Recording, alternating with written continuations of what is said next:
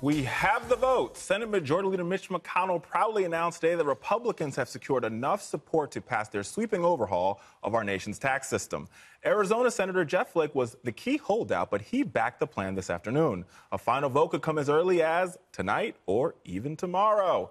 What's your take on this, Rachel? Well, first of all, this is great news. Not the best bill, but this is, you can't let the perfect be the enemy of the good. I think that, we've seen a lot of talk from the Bannon side of the Republican Party and others like, throw these bums out, let's start new, let's get new blood. I think this makes the case for why someone like Mitch McConnell, who understands how to navigate the legislative process, can cobble these votes together. This was not easy to do. I predict also that if they made the right changes, we may see that it will not go to conference, that the House may just vote on what they have there because everyone's afraid of going back to the Senate where it's tough to get those votes. So I think you might see the House vote on the Senate bill as is. Dana? And that's when how a bill becomes a law. Yeah, and I think it's possible because I think they don't want to talk about it anymore. Yeah. They just want to just want to be able to go home and say we did this. And then I think that what will happen is that the Republicans who used to be concerned about the deficit will hope that the economic growth is what they hope it will be, and then basically the Republicans and the Democrats will have a debate about the results. That's right. But I do think they want to get to yes and get it over with. And I think that the results already of Trump's economic agenda are doing well. I live in Wisconsin, as you guys know. I have brothers-in-laws and sisters-in-laws who are small business owners. They can't keep up with the orders. They're turning customers away. They're turning down jobs. Places that were the forgotten America. This is rural Wisconsin. Donald Trump has a lot of credibility on economics. He went out and sold this tax plan as it's going to help. I actually, though I wish it could have been more bold. I'm a big flat tax person. I wish we had gone in that route. But look, I think that this is going to... I hope you're right. I think it's going to... I don't know anyone who actually understands it. And I've talked to a lot of people on the Hill. I talked to my accountant. What is this? No idea.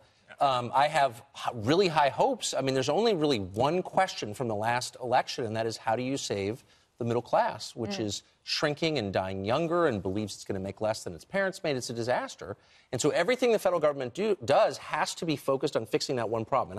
And I really hope this bill does that. I don't think it does. Well, I guess we'll see. I guess I am very bothered that that's not obvious going into this. But when you when you let that money come back overseas and you encourage and incentivize companies to start building factories in America, that does make a difference. I hope so. But then you've also seen companies making more money than any time in history, and we still have persistently high permanent unemployment, like 100 million people, and wages are still stuck. So I hope that's true. So I agree with you, Tucker, which is a rarity in America, because I do think that this bill is missing how you deal with the middle class. And everything in this bill that was taken out of it, all the things they repealed, were things that benefited middle class, like, for example, being able to deduct your student loan interest rate. But, Greg, your turn. Oh, thanks. This is tax reform the way shaking up a can of Coke is Coke reform. This is not an overhaul. It's not reform. I agree. Whoever wrote sweeping reform needs their head examined. This is more liberal than it is conservative. No, I disagree. The top 1% provides 40% of the federal income tax revenue. Is this helping them or hurting them? It's hurting them. I think the corporate part is fine. I'm for that. The individual thing is a mess. It's a mess. And trying to sugarcoat it is hilarious. Good luck, but it sucks. And I think I agree with you. It's like I talk to people and I said it's like trying to untangle your iPhone earbuds. When you're trying to go like, what? And then you have to do this, and then wait, then you do this. Oh, so we're going to give you this, but then we're going to take this back. Oh, no, but then you can have that. That's what this is. We want something simple, as you said in the break, something bold. We have an opportunity to do something bold. We talk a great game. We talked a great game for decades. And then we get the opportunity, and what do? This oatmeal, this bland, pale oatmeal. But you can't Touchdown, America! Greg, you cannot do the bold reform that you and me and all of us here want. No, not me. Count me out. Count him out. Okay, fine. But you cannot do that without the Senate changing the rules because they had to fit this if you were willing to cut You just got to come to the table. Thank you. If you came to the table and worked with Democrats and Republicans, you could pass real reform. Ronald Reagan did it in the 80s.